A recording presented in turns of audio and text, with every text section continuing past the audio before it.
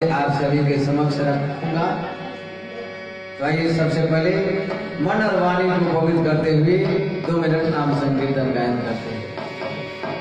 राधे राधे गोविंद गोविंद राधे राधे राधे गोविंद गोविंद राधे राधे राधे गोविंद गोविंद राधे राधे राधे गोविंद गोविंद राधे गोविंद राधे गोपाल राधे गोविंद राधे गोपाल राधे गोविंद राधे गोपाल राधे गोविंद राधे गोपाल राधे राधे राधे गोविंद गोविंद राधे राधे राधे गोविंद गोविंद राधे राधे राधे गोविंद गोविंद राधे राधे राधे गोविंद गोविंद राधे गोविंद राधे गोपाल राधे गोविंद राधे गोपाल राधे गोविंद राधे गोपाल राधे गोविंद राधे गोपाल राधे राधे राधे गोविंद गोविंद राधे राधे राधे गोविंद गोविंद राधे राधे राधे गोविंद गोविंद राधे राधे राधे गोविंद गोविंद राधे। गोपी कन्हैयालाल की जय, सद्गुरु महाराज की जय। परम पूज्य प्रातः स्मरणीय वंदनीय अर्चनीय श्री सद्गुरु जी महाराज के चरणों में कोटि कोटि प्रणाम करते हुए परम आदर में सम्मानीय मंदिर के संचालिका महाराज श्री मीना जी, महाराज श्री पूर्णा जी, उपस्थित है हमारे प्रिय विनय जी, समस्त भक्त सुंदर साथ सभी के चरणों में कोटि कोटि प्रणाम। परमात्मा की असीम कृपा पावन पवित्र स्थान मंदिर में बैठकर हम सभी भगवत चर्चा श्रवण कर रहे हैं। स्थान विशेष का महत्व होता है। हर चीज का अलग अलग स्थान पर एक अलग अलग अपना विशेषता है, महत्व है।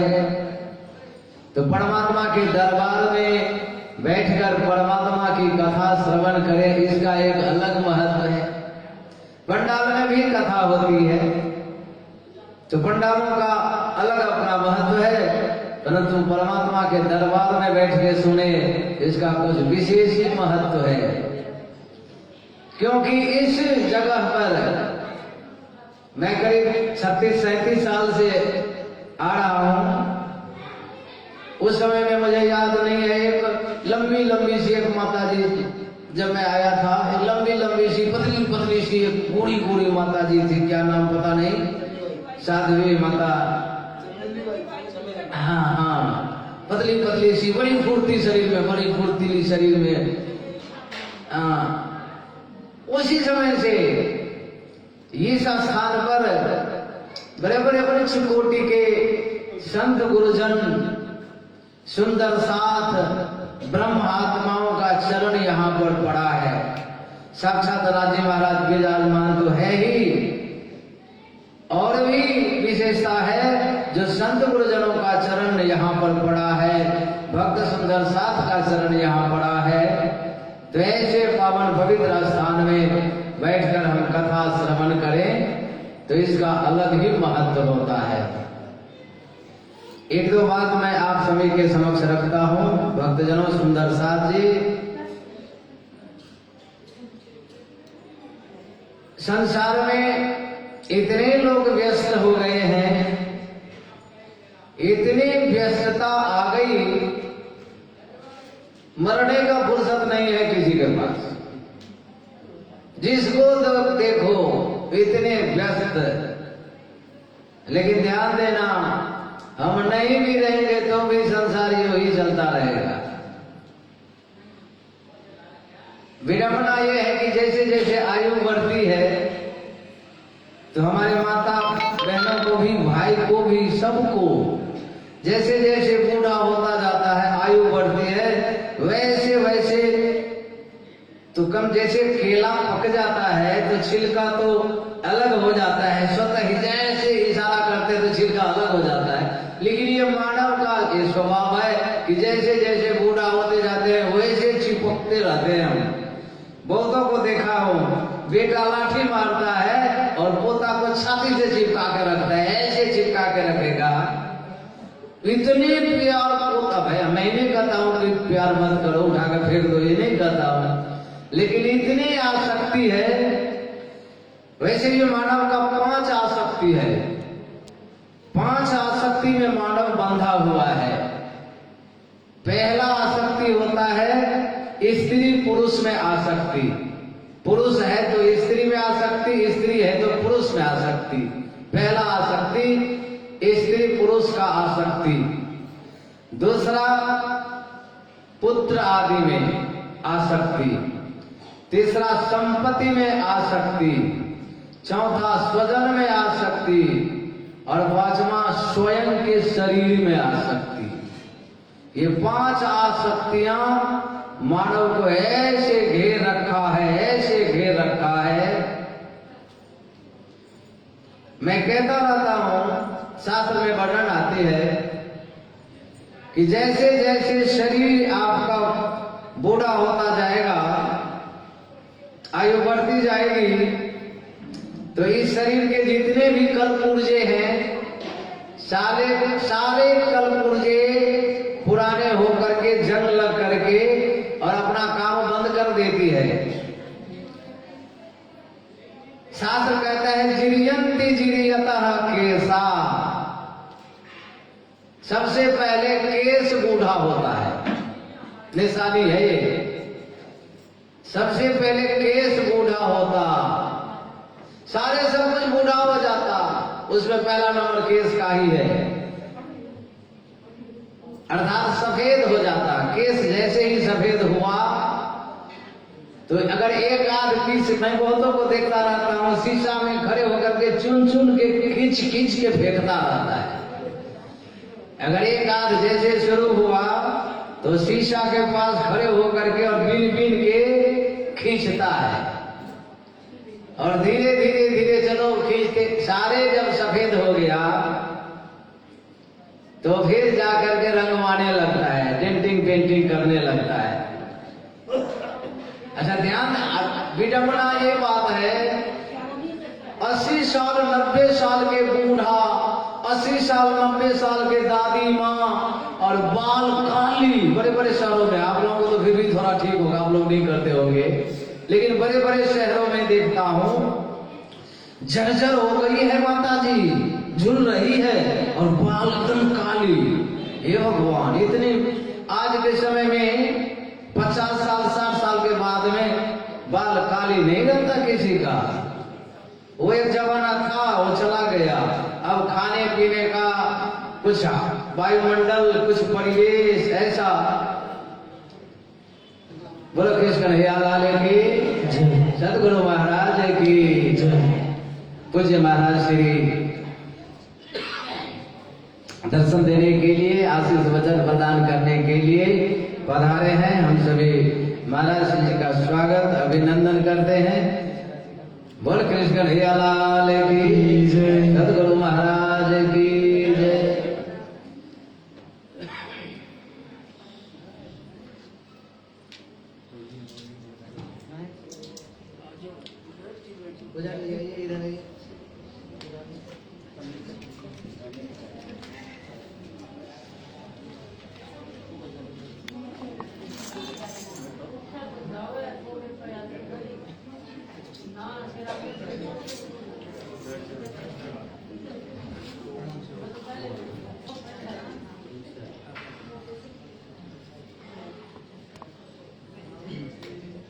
बोलो कृष्ण कन्हैया लाल की। आज ही तो मैं निवेदन कर रहा था,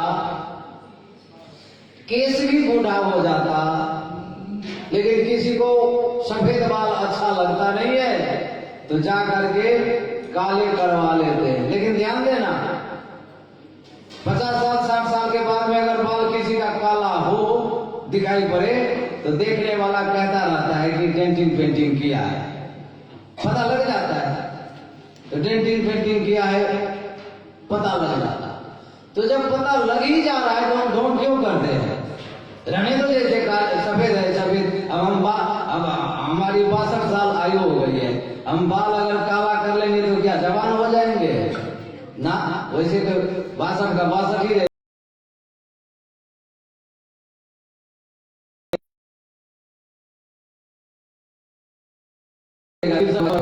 करके काले करवा लेते। जिरियंती जिरियतः केसा दंतः जिरियंती जिरियतः, दांत भी बूढ़ा हो जाता। जब दांत भी बूढ़ा होता तो अपने आप टूट टूट के गिरने लगता है, फिर हमें अच्छा नहीं लगता तो क्या करते? डॉक्टर के पास जाकर के पहले से भी अधिक चमकीला, पहले तो थोड़ा पीला पीला लगता था, अब तो और चमकीला दांत 32 ठोकवा लेते हैं, फिर सफेद सफेद एकदम चांदी की तरह चमकता हुआ। लेकिन वो भी पता लग जाता है कि नकली है। अब नकली दांत हम क्यों ठोकवाते हैं? कि हमारा जीभ जो बहसा हुआ है, छोले भटूरे अटरम फटरम खाने की जो आदत बनी हुई है, दांत नहीं रहेगा तो कैसे खा पाएंगे? जीभ तो बहसा हुआ है। अरे दांत तो भगवान इसलिए वापस लिया है कि अब जठराग्नि कमजोर हो गई है, अब जीभ को समेट लो और नरम नरम चीज खाओ और बैठे बैठे भगवान का गुणगान गाओ। तो हम तो वो करते नहीं है, नया दांत लगा करके और बस। तो कहते हैं जिरियंती जिरियतः केसा दंतः जिरियंती जिरियतः, दांत भी बूढ़ा होके गिर जाएगा। परंतु ध्यान देना, सारे सब कुछ बूढ़ा हो जाएगा, दो चीज नहीं बूढ़ा होता। वो दो चीज क्या है? धनासा, धन की इच्छा नहीं बूढ़ा होता। अर्थी पर जाने के लिए बूढ़ा तैयार है, और अगर बेटा आकर के कह दे कि पिताजी बड़ा सस्ता में सामने वाला बिल्डिंग बिक रहा है, ले लूं, तो बोला जल्दी सौदा कर लो, जल्दी ले लो। तो धनासा, धन की इच्छा, कभी किसी के अंदर में मन भरा नहीं। 50-50 फैक्ट्री का मालिक है और 10-10 रुपया के लिए रिक्शा वाले से लड़ाई कर बैठता है।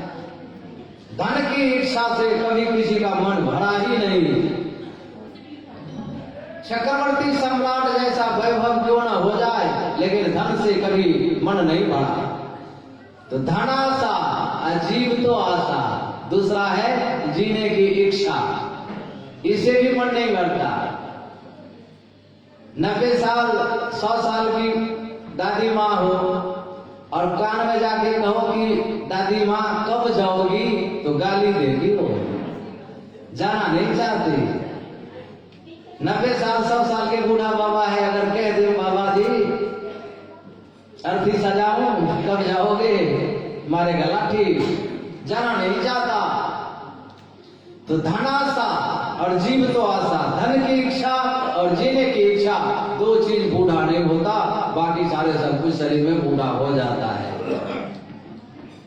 ध्यान देना, शास्त्र हमें समझाता है, शास्त्र हमें उपदेश दे रहा है, ज्ञान दे रहा है कि तुम नहीं भी रहोगे तो भी संसार ऐसे ही चलता रहेगा। मानव का तन मिला है, मानव का तन मिला है, और ये आरक्षण केवल मानव को ही प्राप्त है। अन्य योनि में ब्रह्म चिंतन का सामर्थ्य नहीं है। ये आरक्षण तो केवल मानव को ही प्राप्त है। इसलिए भगवान का गुणगान गाओ। भगवान मिले न मिले इसकी परवाह छोड़ दो। अपना कर्तव्य है कि वो सृजनहार ने मानव का तन दिया है तो उसे याद करो। बस इतना याद करते रहो, लाइन में लगे रहो, कभी न कभी तो नंबर आएगा ही। तो बस हम तो लाइन में लगे रहे, नंबर कब आएगा वो उनके हाथ में है कि हमारा नंबर आपके चरणों में कब आएगा। बहुत बहुत धन्यवाद, बहुत बहुत साधुवाद। महाराज श्री आसन पर विराजमान है। पुजारी जी भी पहुंच गए हैं। अब हमें महाराज श्री से आशीष वचन लेना है। वाणी को विराम देता हूँ। एक बार जोर से जयकारा लगाएं। बोलो कृष्ण कन्हैया लाल की जय, सदगुरु महाराज की जय।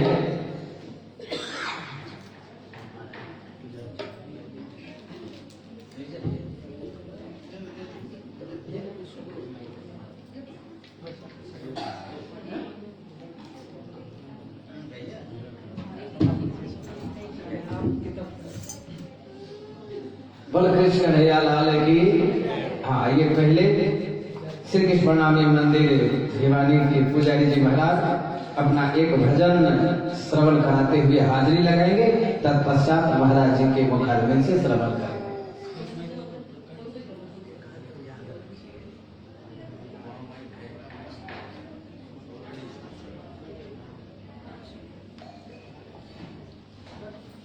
कृष्ण कन्हैया लाल की जय, श्री प्राणनाथ प्यारे की जय, सतगुरुदेव महाराज की जय।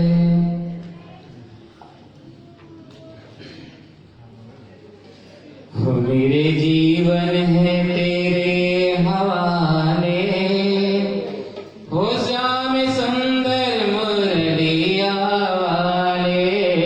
मेरे जीवन है तेरे हवाले, श्याम सुंदर मुरलिया वाले, श्याम सुंदर मुरलिया वाले, श्याम सुंदर मुरलिया वाले।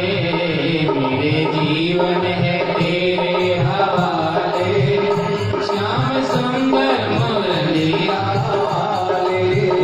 मेरे जीवन है तेरे हवाले, श्याम सुंदर मुरलिया वाले। मेरे जीवन है तेरे हवाले, श्याम सुंदर मुरलिया वाले। तेरी महिमा है जग से निराले, सारा जग तेरे दर का भिखारी।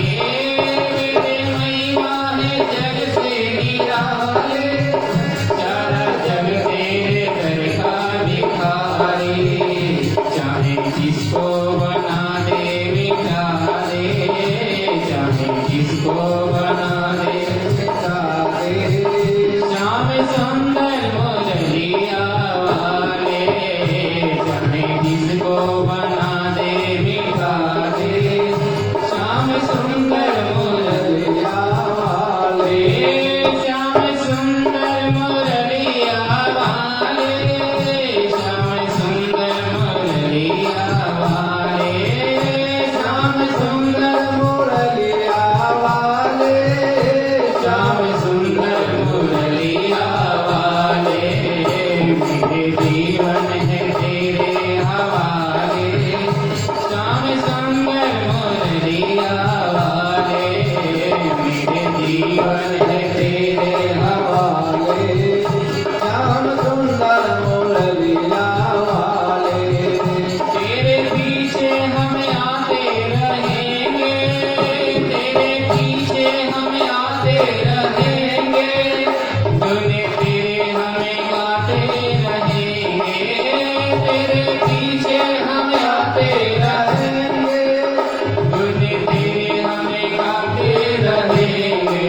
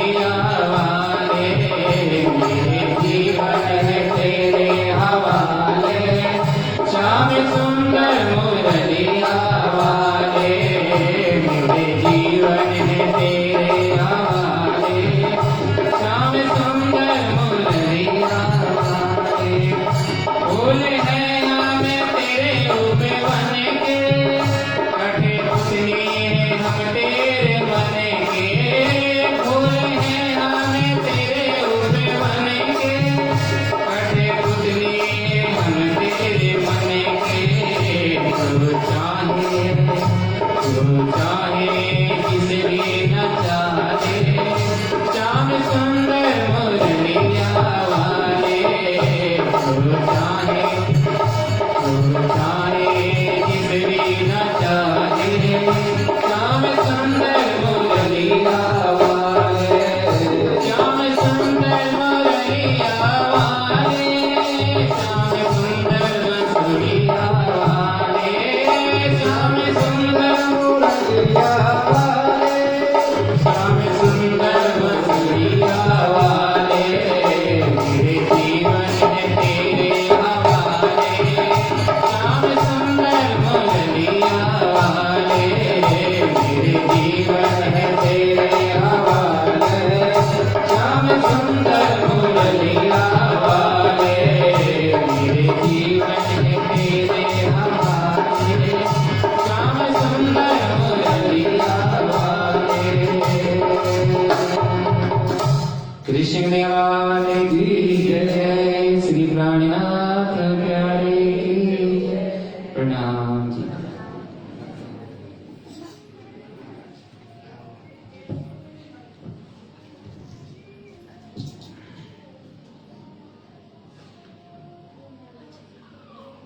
बोले कृष्ण कन्हैया लाल की जय, श्री वृंदावन बिहारी लाल की जय, श्री नित्यानंद स्वामी की जय, श्री प्राणनाथ प्यारे की जय, गुरु महाराज की जय, सर्व सुंदर साथ की जय।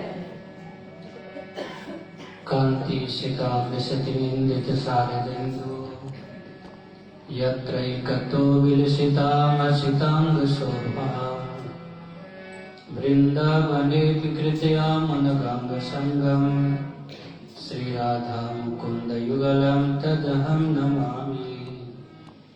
आनंद कंदम प्रभुदेव चंद्रम, ब्रजेश रूपेण पुरा जातम्, प्रवेश्य प्राप्तं प्रिय प्राणनाथं, परेश पूर्णं सततं नमामि। वंदो सतगुरु चरण को करो सप्रेम प्रणाम, अशुभरण मंगल करण श्री देव चंद्र जी नाम। श्री प्राणनाथ निज मूल पति श्री महराज सुनाम, तेज कुंवर श्यामा जुगल को पल पल करूं प्रणाम, पल पल करूं प्रणाम। बोलो कृष्ण कन्हैया लाल की जय। गोविंद जय जय गोपाल जय जय, गोविंद जय जय गोपाल जय जय, गोविंद जय जय गोपाल जय जय, गोविंद जय जय गोपाल जय जय। राधा रमण हरि गोविंद जय जय, राधा रमण हरि गोविंद जय जय, राधा रमण हरि गोविंद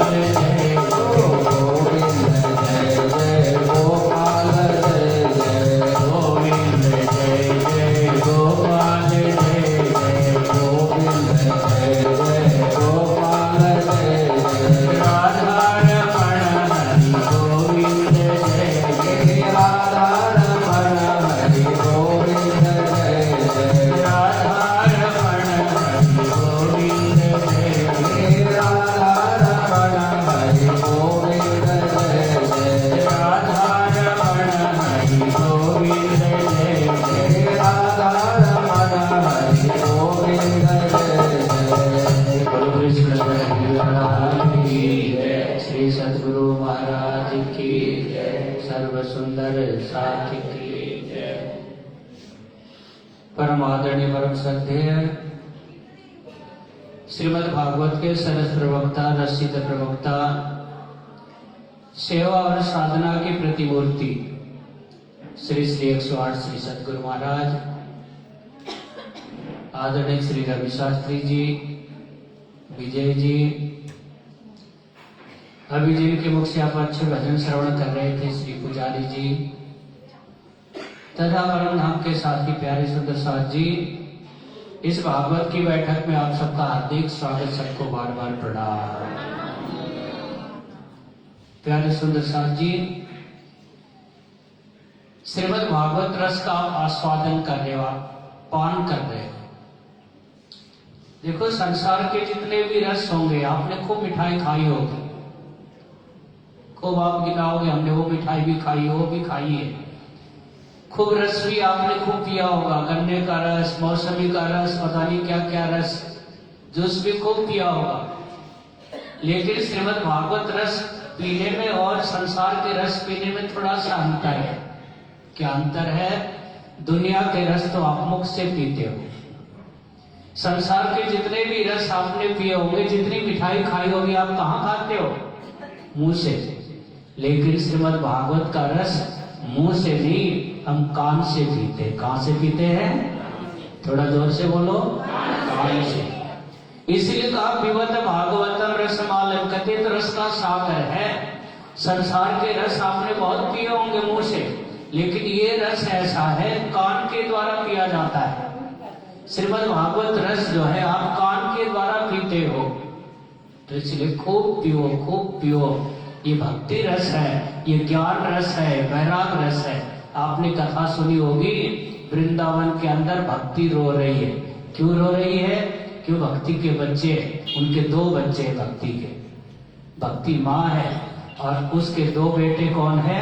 एक का नाम है ज्ञान और एक का नाम वैराग। देखो, आप केवल कथा ही ना सुनो, इसके द्वारा कुछ समझ भी लो।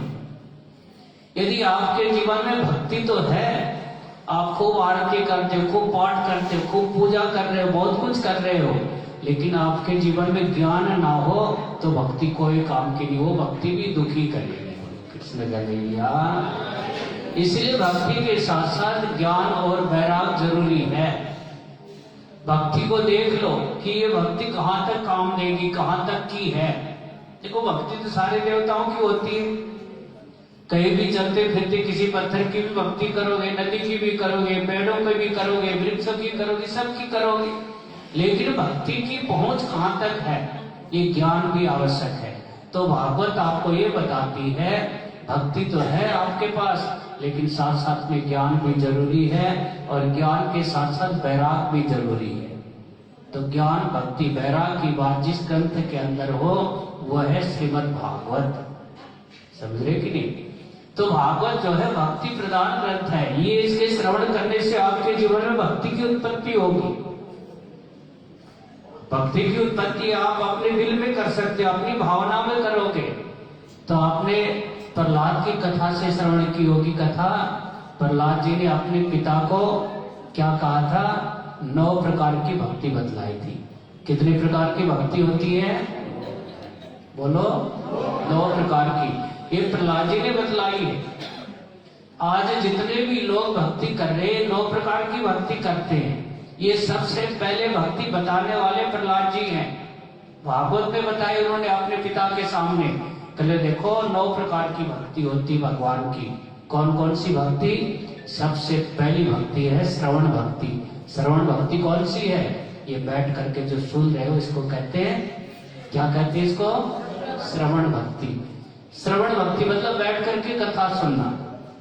देखो, आप लोगों ने भागवत ग्रंथ देखा नहीं होगा, देखा है क्या? नहीं देखा होगा।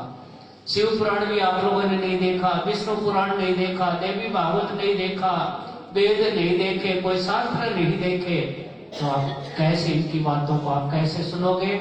सत्संग में बैठ करके। जैसे सत्संग में बैठोगे, गुरु महाराज आपको सुना रहे भागवत में क्या लिखा है। तो इस प्रकार श्रवण भक्ति के द्वारा आप परमात्मा को प्राप्त करने की कोशिश करें। सबसे आसान भक्ति है, बोलो कृष्ण कन्हैया। देखो श्रवण भक्ति सबसे आसान भक्ति, आपको कुछ नहीं करना, बैठ करके सुनना है।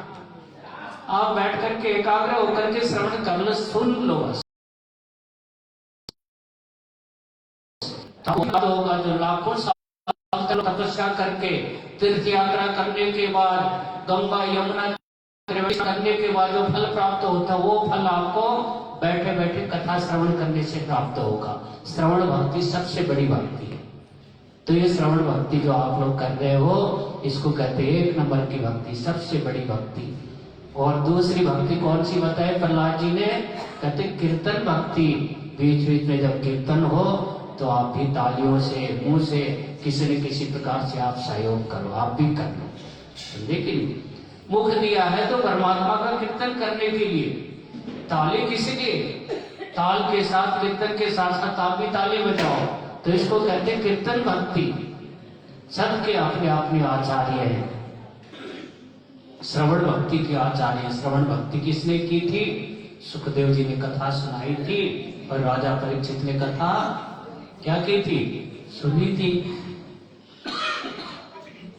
और दूसरी भक्ति कीर्तन भक्ति।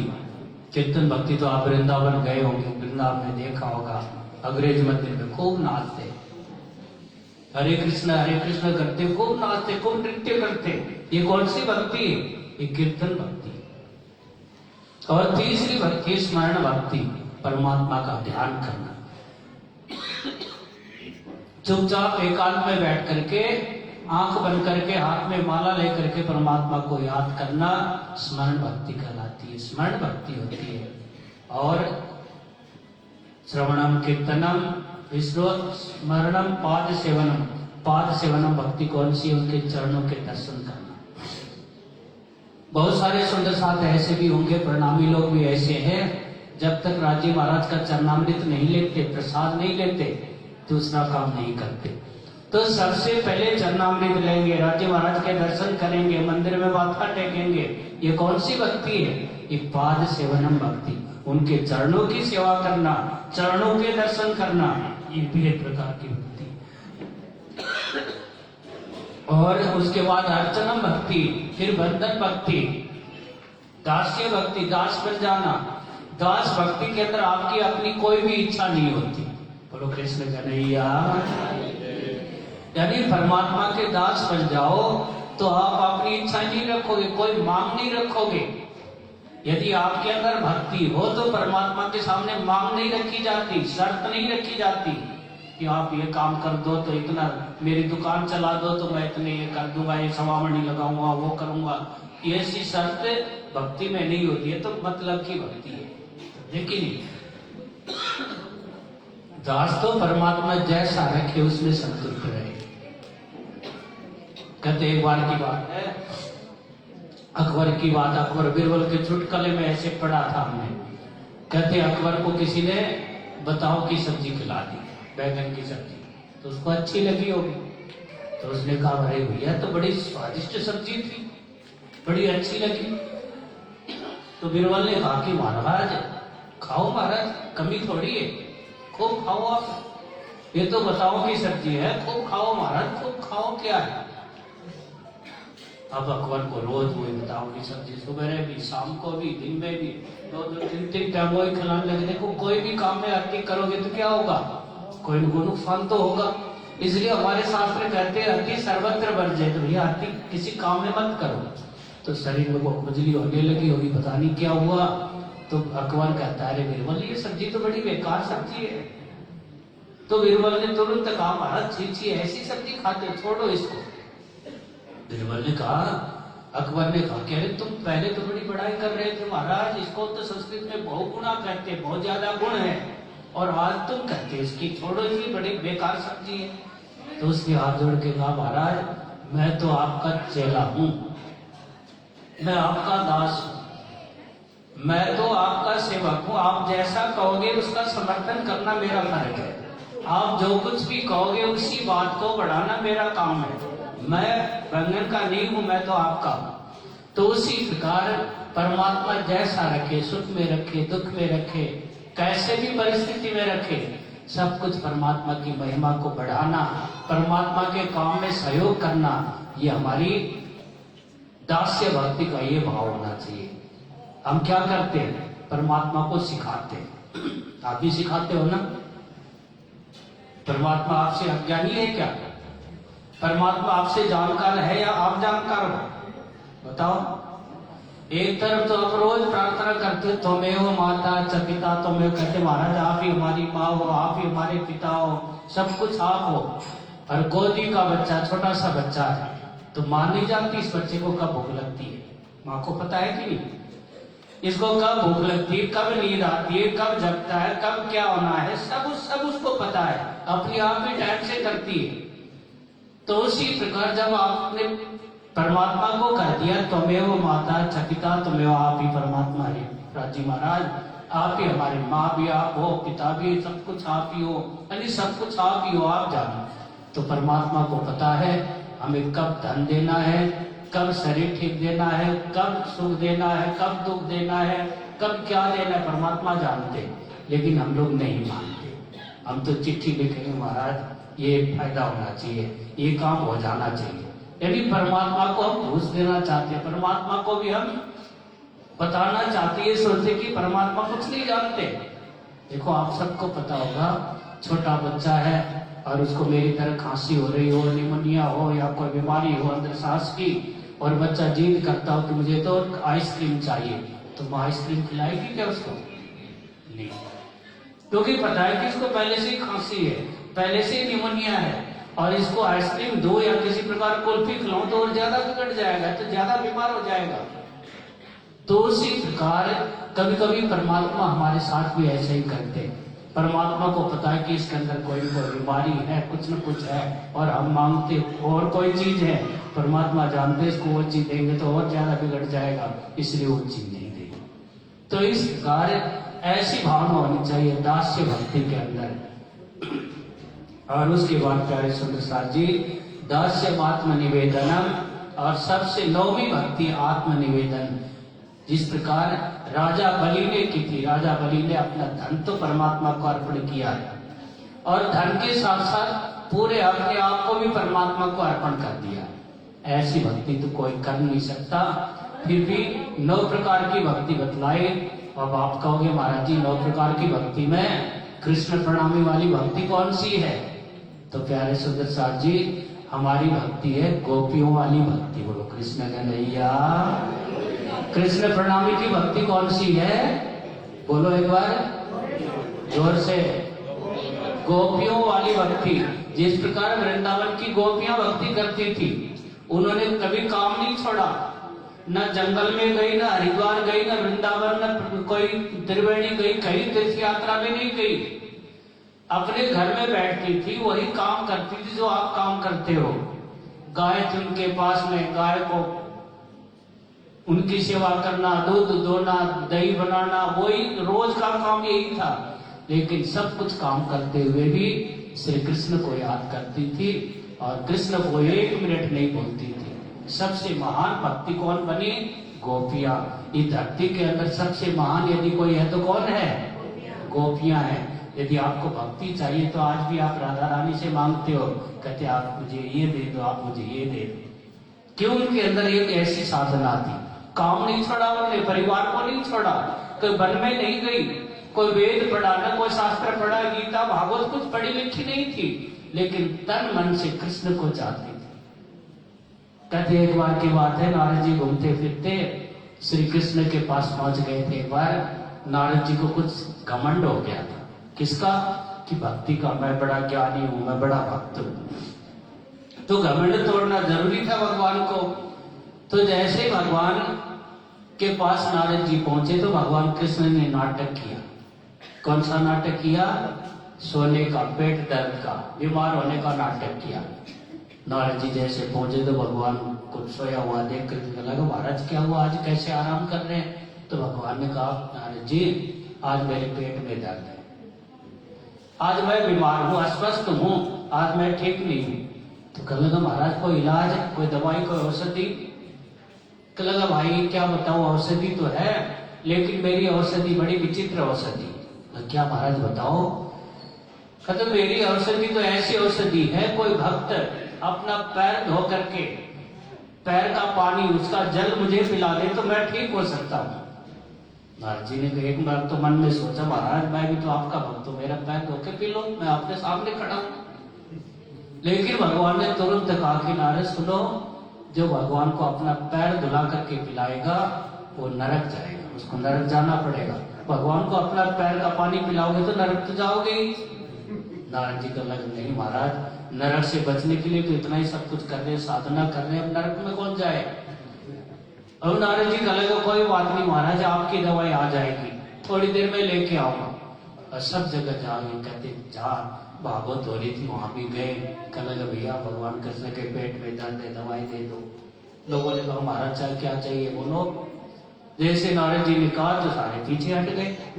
एक बार तो तैयार होते और भगवान के पीछे वाली बात करके, भैया भगवान को अपना पैर धोके पिलाओगे, नरक जाओगे, 7 जन्म तक नरक में रहोगे।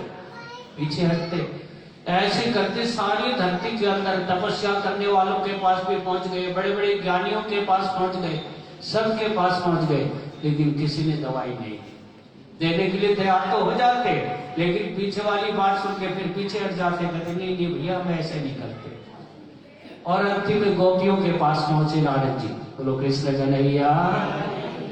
गोपियों के पास पहुंचे, गोपियां गिर करके बैठ गई चारों ओर से। कहने लगे महाराज आप तो ब्रज से आए होंगे, कृष्ण के पास से आए होंगे, कृष्ण की बात सुनाओ, कोई कृष्ण की लीला सुनाओ। नारद जी उदास हो गए, कहने लगे गोपियों क्या बताऊं, भगवान को आज पीड़ा है, भगवान के पेट में दर्द है। तो गोपियों का तो महाराज कोई इलाज नहीं है, कोई औषधि नहीं दी उनको। नारद जी ने कहा भैया औषधि तो है, लेकिन उनकी औषधि बड़ी टेढ़ी औषधि, क्या बताऊं।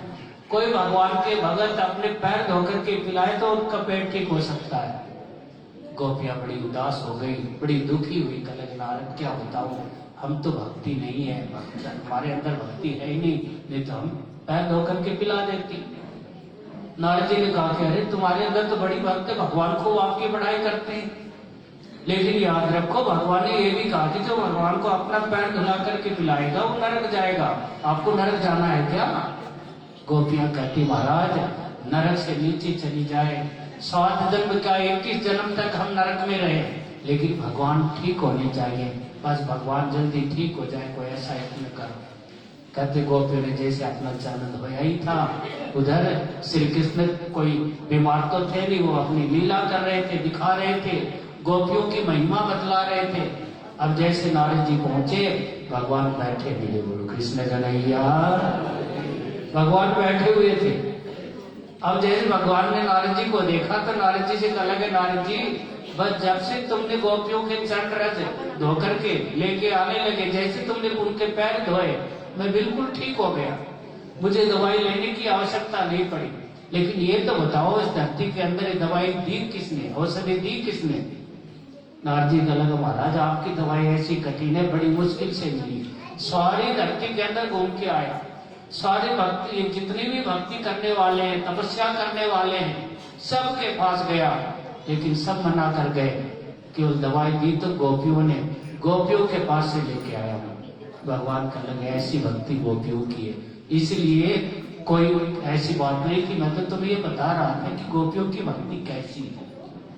तो प्यारे सुदर्शन जी हमारी भक्ति कैसी होनी चाहिए, गोपियों की तरह। कृष्ण प्रणामी संप्रदाय की भक्ति कैसी है, गोपियों की तरह खाते पीते उठते हर दम परमात्मा को याद करते रहो, ये सबसे बड़ी भक्ति है। देखिए गुरु महाराज कहा करते थे, को बूढ़ी माता थी खाट में बैठ करके राधे श्याम सीताराम कर रही थी, दूसरी बुढ़ी दूर से देख रही थी, उसने कहा ऐसी कोई भक्ति होती है, ढोंग कर रही है, खाट में बैठ के भगवान का नाम लिया जाता है क्या। तो उन्होंने कहा भाई मैं तो जानती नहीं, तो पता नहीं तू कैसे लेती, तू बता दे। मैं तो लेती ही नहीं हूँ, तेरे से तो अच्छी बेचारी खाट में बैठ बैठ ले तो रही है किसी तरह जैसी बिना। तो उसी तरह हम भी गोपियों की तरह भक्ति करें, कोई उल्टा हो सीधा हो, ये मत देखो कि माला उल्टी है कि सीधी है, इसमें कोई आवश्यकता नहीं है। बहुत सारी माताएं पूछती महाराज जी इधर मुंह करेंगे उधर करें, भैया आपकी मर्जी, उधर करो ऊपर करो नीचे करो, आपकी जैसी इच्छा हो, इसमें भक्ति में कोई विधि नहीं चलती, समझे कि नहीं। ये भक्ति है। भक्ति में कोई विधि नहीं चलती, कोई विधान नहीं चलता, ये तो भाव होना चाहिए। चाहे ऊपर देख लो, नीचे देख लो, किधर ही मुंह हो किधर ही पैर, कोई फर्क नहीं पड़ता। समझे कि नहीं? कोई फर्क नहीं पड़ता। आप इसके बहम में पढ़ो ही मत कि इधर मुंह नहीं होना चाहिए, इधर ये नहीं होना चाहिए, ये सब बकवास है।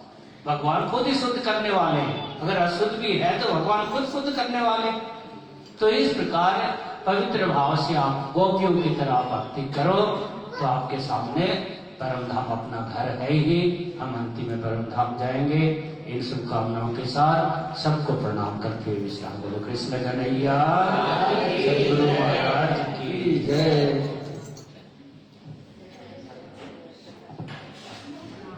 बोलो श्री प्राणनाथ प्यारे की। बहुत सुंदर सरल शब्दों में और हृदय के ऊपर आच्छादित होने वाला बहुत सुंदर ज्ञान उपदेश हम सभी श्रवण किया महाराज श्री के मुखारबिंद से। भक्ति की महिमा और हमारी भक्ति कैसी होनी चाहिए, अन्य साधना में, अन्य उपासना में, अन्य कर्मकांड में ढेर सारे व्यवस्था को देखना होता है। अगर आप कोई कर्मकांड पूजा पाठ करा रहे हो तो ढेर सारे सामान की आवश्यकता पड़ेगी, फिर उसमें शुद्धि की आवश्यकता पड़ी, मंत्र की शुद्धि, आपके भाव की शुद्धि, वस्तु की शुद्धि, ढेर सारी शुद्धियां की आवश्यकता होती है, तब जाकर के आपको वो यज्ञ फलीभूत होगा। अगर हम अष्टांग योग की बात करते हैं तो अष्टांग योग में सबसे पहले तो आसन की बात आती है।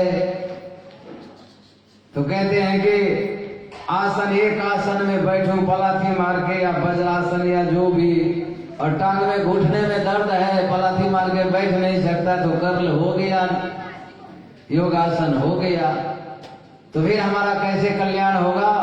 तो महाराज जी अभी बताए सबसे सरल तरीका है भक्ति। और इसमें कोई नियम नहीं, साधना कोई नियम नहीं है। कहीं भी आप भगवान का नाम लेते रहो, भगवान के गुणगान गाते रहो। अगर हम अष्टांग योग नहीं कर सकते तो खाट पर बैठे बैठे भगवान का नाम तो माला जप ही कर सकते हैं। भगवान के नाम, भगवान के सुंदर लीला जो हमारे ऋषि मुनियों ने पद हमें रचना करके दिया है, वो गायन तो कर ही सकते हैं। तो सबसे सरल तरीका है भक्ति मार्ग। और ये भक्ति का मार्ग है। आज के जमाने में आप लोग देखते हैं ना, 4 लाइन 6 लाइन सटपट दौड़ते जाओ, जगह जगह लिखा हुआ रहता है दिल्ली इतना किलोमीटर इधर की तरफ, बम्बई इतना किलोमीटर इधर की तरफ, किसी से पूछने की जरूरत ही नहीं है। निर्देशित रहता है और देखते जाओ और सटपट भागते जाओ, जितना दौड़ना चाहते हो दौड़ सको गाड़ियां। परंतु अन्य मार्ग है बड़ा कठिन मार्ग, उस मार्ग से भी आप भगवत प्राप्ति कर सकते हो, लेकिन बड़ा ही कठिन होता है। जैसे आप लोग हरिद्वार गए होंगे, हरिद्वार में 2 देवी है, ऊपर में देवी प्राय ऊपर में ही बैठती है पहाड़ों पर। तो एक है मनसा देवी और दूसरी है चंडी देवी। इधर की तरफ मनसा देवी, उधर की तरफ चंडी देवी।